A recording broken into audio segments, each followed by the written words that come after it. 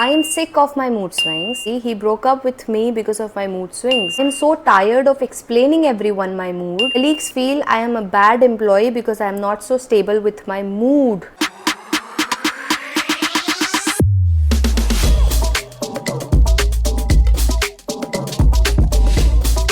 Hello everyone, that's your therapist Muskan Mangwani. Welcome to my channel, a channel that talks about mental health and everything related to your personal development. जितने भी मुझे DMs आए थे उन सारे DM से आप रेजोनेट करते हो? क्या आपने कभी ऐसा फील किया है कि आपका इमोशंस, आपके मूड फ्लिप करते रहते हैं, आपका ब्रेन ओवर थिंकिंग करता है और कब आपका सिचुएशन और लोकेशन और लोगों के हिसाब से मूड चेंज हो जाता है? वो मूड चेंज आपकी परमिशन के बिना होता है और आपको लगता है वो आपके कंट्रोल में नहीं है.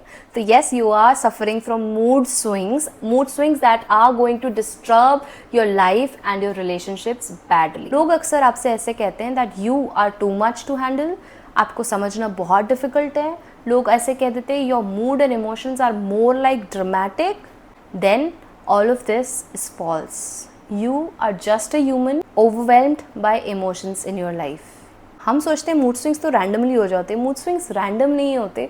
मूड स्विंग्स आपके इमोशंस का एक्सप्लोजन होते हैं. वो इमोशंस जो अनरिजॉल्व रह गए, वो इमोशंस जो आपने कभी अटेंड नहीं किए, वो as per the situation and triggers burst होते हैं या रिएक्ट करते हैं एंड आपके सबकॉन्शियस में आपको एक मैसेज पहुंचाते हैं जिसके हिसाब से आप बिहेव करते हो person to person, situation to situation. जब हम छोटे थे हमें झूलों पे झूलना कितना पसंद था. कब झूलों पे झूलते झूलते हम ज़िंदगी में मूड्स और इमोशंस के झूले झूलने लग गए हमें पता भी नहीं लगा.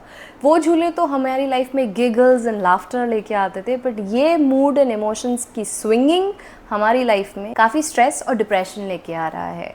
क्या आपको पता है कि मूड स्विंग्स की वजह से इंडिया में आजकल कई सारी औरतें सुसाइड कर रही हैं क्योंकि उनके मूड पे कंट्रोल नहीं होता. उनको लगता है उनका मूड एक सेकंड में एकदम डिप पे चला जाता है और जैसे ही वो डिप पे जाता है उस मोमेंट में वो इंस्टेंट डिसीजन लेके अपनी लाइफ तक खराब कर लेती है. Let's begin with the causes and reasons कि मूड स्विंग्स क्यों हो रहे हैं, कहाँ से आ रहे हैं यार. जिस तरह की हम आजकल लाइफ जी रहे हैं, द मॉडर्न लाइफस्टाइल, हमारे फोन्स की तरह हमारे दिमाग में भी 47 टैब्स तो खुले रहते हैं. यानी हमारे दिमाग का अटेंशन स्पैन तो वैसे भी कम हो चुका है. हमारा दिमाग छोटे छोटे एपिसोड्स को छोटे छोटे टाइम पे इमोशनली रिएक्ट करके ऑब्जर्व कर रहा है, देख रहा है. हमारा दिमाग सारे इमोशंस को अनरिजॉल्व कर करके धीरे धीरे धीरे करके पाइलअप करता रहता है और वो पाइलअप जब आपके ऊपर एज अ प्रेशर बनता है तब आप कहीं भी गलत जगह पे अपने मूड की वजह से रिएक्ट कर सकते हो. Let me make it simpler for you. आप सुबह उठते हैं, ऑफिस जाते हैं, लोगों को आप गुड मॉर्निंग विश करते हैं. भले आपका मन, आपके इमोशंस अंदर से बेकार हैं, but because you have to be in your professional form, आप काम कंपोज होकर अपने मेल्स का जवाब देते हैं, बॉस से बड़े तमीज़ से जाके बात करते हैं. नहीं करेंगे तो you know what will happen. नहीं चाहते हुए भी आप वो करते हैं. You played a role. उसके बाद में आपका लंच ब्रेक होता है या कुछ टाइम होता है, आप अपने कलीग्स के साथ, अपने फ्रेंड्स के साथ सोशलाइज करते हो, बात करते हो. वहाँ पे आप fun loving, casual, easy going बनते हो. Role change. नेक्स्ट आप फैमिली में वापस आते हो, घर पे आते हो अपने वापस. अपनी फैमिली के साथ आप कनेक्शन फील करना चाहते हो. अपनी जो रिस्पॉन्सिबिलिटी है आपको as a father, as a mother, as a sister, as any other family responsibility, वो पूरी करते हो. Role by role everything is changing. Can you imagine the routine? It's like अलग बहुत सारे रोल्स हम प्ले कर रहे हैं एक ही दिन में और कॉस्ट्यूम तक नहीं चेंज कर रहे. That's how our brain and lives are working. बहुत लोगों को ऐसा लगता होगा मूड स्विंग्स या इमोशनल अनस्टेबिलिटी तब होती है जब आप इमोशनली वीक होते हो, इमोशंस को बैलेंस नहीं कर पाते. एक्चुअली मूड स्विंग्स आपको तब होते हैं जब आप अनरिजॉल्व्ड इमोशंस से ओवरलोडेड होते हो और वो प्रोसेस नहीं कर पाते हो.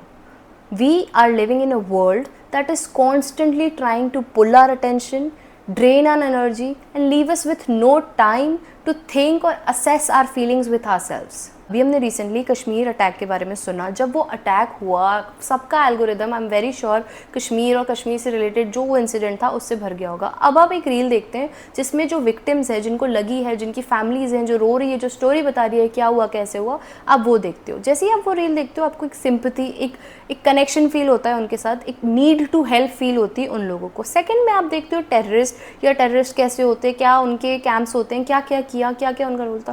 थर्ड रील आप देखते हो सर नरेंद्र मोदी की, जहाँ पे आप देखते हो कि वो क्या क्या कर रहे हैं अगेंस्ट द पाकिस्तान, या फिर कैसे वो इंडिया को प्रोटेक्ट करेंगे आगे, या क्या क्या नई नई चीज़ें लाते हैं. मतलब something related to the country that introduces motivation in you. The next reel that you see is about a random person dancing on Instagram. Can you imagine? At the same moment आपने panic, sympathy, motivation and entertainment, सब अपने दिमाग को within the span of 30 seconds feel करा दिया।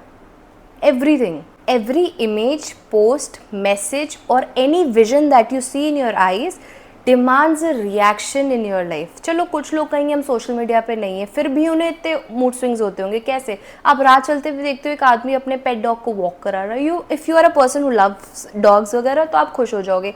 Eight the same time if you are a person जिसको pets इतने नहीं पसंद, तो वो ऑन द स्पॉट उसको जज करने लग जाएगा कि खुद की लाइफ नहीं संभाली जाती, पेट्स की हम संभाल रहे हैं। आप कुछ भी चलते फिरते देख रहे हैं, आपका दिमाग एक कांस्टेंट जजमेंट में जाता है, एक नॉर्मल रिएक्शन निकालता है। वो रिएक्शन इतना एक्सपोजर पे नहीं होता कि आप लोगों से जाके लड़ लो या अपना वहाँ पे समझाने लग जाओ, बट आपके दिमाग में एक थॉट, एक इमोशन, एक रिएक्शन ज़रूर डाल के जाता है। It's like stepping into different micro worlds. छोटी दुनिया के डायमेंशंस हैं, छोटे छोटे रोल्स हैं, छोटी छोटी कहानियाँ जिसमें हम जाते हैं, अपना इमोशन रिएक्शन फील करते हैं और वहाँ से झट से वापस आ जाते हैं विदाउट हमारे वहाँ के इमोशन को सेटल डाउन करके। This is exposing your stimulus, this is making your brain over reactive and over receiving towards every emotion in your environment. मतलब वो लगता तो ऐसा ही है कि नॉर्मल छोटा सा थॉट ही सोचा था, पर every small thought, every small emotion you are connecting to any situation stacks like a reaction in your body. और हमारी ज़िंदगी में हमारे दिमाग को हम इतना टाइम नहीं देते कि वो हमसे ये बार बार पूछे, या इतनी अवेयरनेस नहीं देते खुद को कि हम बार बार ये पूछें क्या ये इंपॉर्टेंट है, क्या मुझे इसे प्रोसेस करना है, क्या इसको मेरे इमोशन या रिएक्शन की ज़रूरत है, क्या मुझे इसे प्रोसेस करना है या इस इमोशन को यही छोड़ देना है। इतनी अवेयरनेस अभी हम सब में नहीं आई है। बिकॉज नहीं आई है तो हम वो सारे इमोशंस छोटे करके हमारे दिमाग में, बॉडी में, अपने दिल में पिक कर लेते हैं और उसको होल्ड करके रखते हैं। इट्स लाइक लाइफ हमारी ऐसी हो गई, स्विच रिएक्ट। आप किसी से मिलते हैं, आप उनके अकॉर्डिंग कुछ दिमाग में जजमेंट्स लाते हैं, कोई इमोशन लाते हैं, उस बेसिस पे रिएक्ट करते हैं। You move into a different role. You are not moody, you are an emotionally jumping ball. जैसे एक जंप करती रहती है बॉल ऊपर नीचे, वैसे ही आपके मूड्स, आपके इमोशंस जो आपने छोटे छोटे इंसिडेंट से, इन्वायरमेंट से पिक किए, वो थोड़ी देर में आपकी बॉडी में, माइंड में, आपके वर्ड्स में, आपके थॉट्स में रिएक्शंस के फॉर्म में आते जाते रहते हैं और उसे आप मूड स्विंग्स कहते हैं। एक्चुअली लूज आर ट्रैक कि कोई चीज़ हमारी सच में फीलिंग है या सिर्फ एक इमोशनल नॉइज़। और क्योंकि हम दोनों में डिस्टिंग्विश नहीं कर पाते, we take all of it inside. और जब इतनी सारी इमोशनल नॉइज़, इतने सारे इमोशनल रिएक्शंस, इतने सारे इमोशनल रिस्पॉन्सेज हमारे अंदर स्टोर होने लग जाते हैं, तो एक छोटा सा भी बैलेंस बिगड़ता है, यानी एक छोटा सा भी कोई ट्रिगर करता है या कोई कुछ कहता है या ओवरबर्डन करता है आपको किसी काम से, you fall off, you fight, you react badly and then you say मेरे को मूड स्विंग्स है। Do you see how? आप इमोशनली वीक नहीं हो, आप इमोशनली ओवरलोडेड हो। It's like the backlog of unattended emotions. हम इसे आइडेंटिटी एग्जॉशन भी कहते हैं। Person to person, role to role इंसान चेंज होता रहता है ऑटो पायलट मोड पे, और जैसे जैसे चेंज होता रहता है हर रोल के साथ वो और खाली, खोखला और खुद से दूर होता जाता है।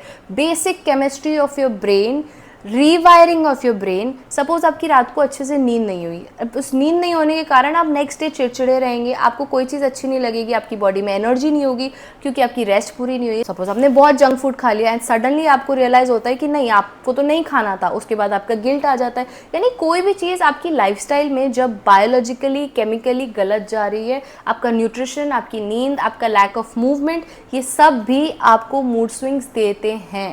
Things like low blood pressure, things like dehydration, caffeine crash, अगर आप शुगर ज़्यादा खा रहे हो, कॉफ़ी ज़्यादा पी रहे हो, आप अल्कोहल, निकोटीन, कोई भी नशे की चीज़ खाते हो सपोज अपना स्ट्रेस खत्म करने के लिए, तो ऑन द स्पॉट तो आपका दिमाग उसको लो कर देता है, वो डाइल्यूट कर देता है, बट आप अपनी बॉडी को दबा रहे हो। जिस भी चीज़ को हम दबाएंगे वो एक्सप्लोड करेगी। तो जैसे ही आप 2 घंटे बाद आपने अल्कोहल के बाद या सिगरेट ले लिया, आपने स्मोक करने के बाद जब आप किसी से भी इंटरेक्ट करने जाएंगे, आप सडन गुस्सा, सडन रिएक्शन, सडन चिड़चिड़ापन फील करेंगे। वो क्या होगा? वो सारे अनरिजॉल्व इमोशंस ही तो थे जो आपने उस टाइम तो कोई चीज़ कंज्यूम करके दबा ली, बट वो और गहरी हो गई और अंदर चली गई और क्वाड्रपल टाइम्स रिएक्शन में अब निकलेगी वो, और फिर हम रिग्रेट्स करेंगे। And now let's talk about the solution. What can we do for it, मुस्कान?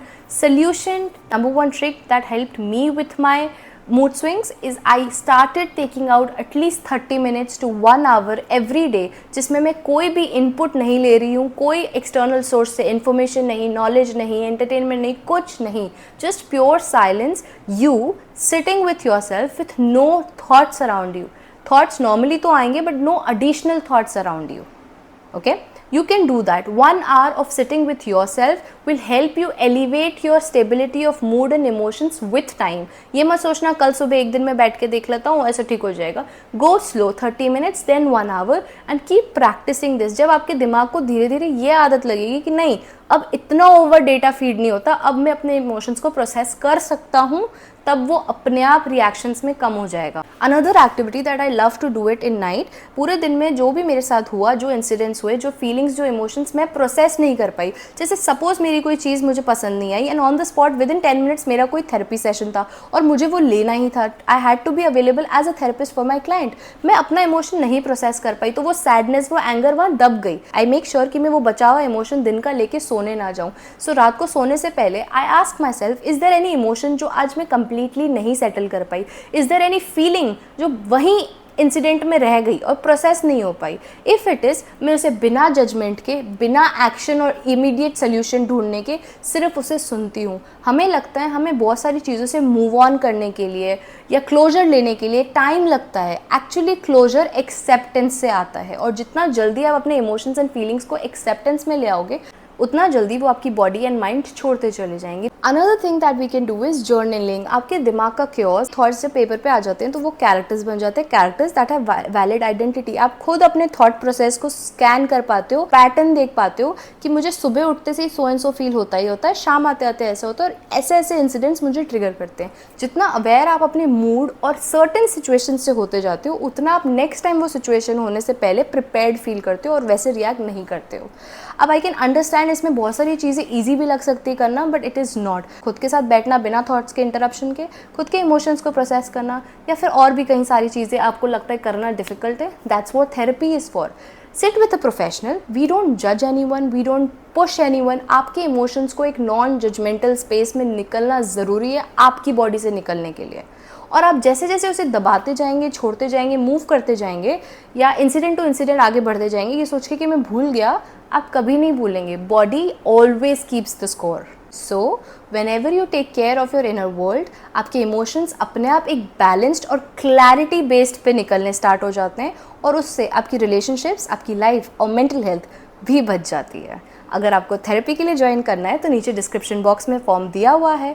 ऐसे अनप्रिडिक्टेबल मूड स्विंग्स की वजह से अपनी लाइफ ख़राब ना करें तो please as soon as possible therapy ज़रूर लें. और हाँ, ये सारी बेसिक चीज़ें हैं. जब ये सिम्टम्स एक्सप्लोड कर जाते हैं, ये सिम्टम्स बढ़ जाते हैं तो लोगों को बाइपोलर, ADHD और भी जैसी साइकोलॉजिकल कंडीशंस होने लग जाती है. तो अगर आपको लगता है कि ये चीज़ें आपसे नहीं सॉल्व हो रही, आपने थोड़ा खुद पे ट्राई कर लिया काम करके नहीं हो रहा, तो as soon as possible take help for it, take a professional help for it and see कि आप कहाँ जा रहे हो. बिकॉज इससे आप अपनी लाइफ खुद ख़राब कर रहे हो और वो ख़राब करते वक्त आप दुनिया को ब्लेम कर रहे हो, इसने मेरे साथ ये किया, उसने मेरे साथ वो किया. राइट? अगर आपको ऐसे कंटेंट देखना पसंद है जो आपकी लाइफ में, आपकी आइडेंटिटी में आपको आपसे ज़्यादा मिलवा के जाता है तो make sure you subscribe this channel. That's all for today. Signing off. Take care. Bye bye.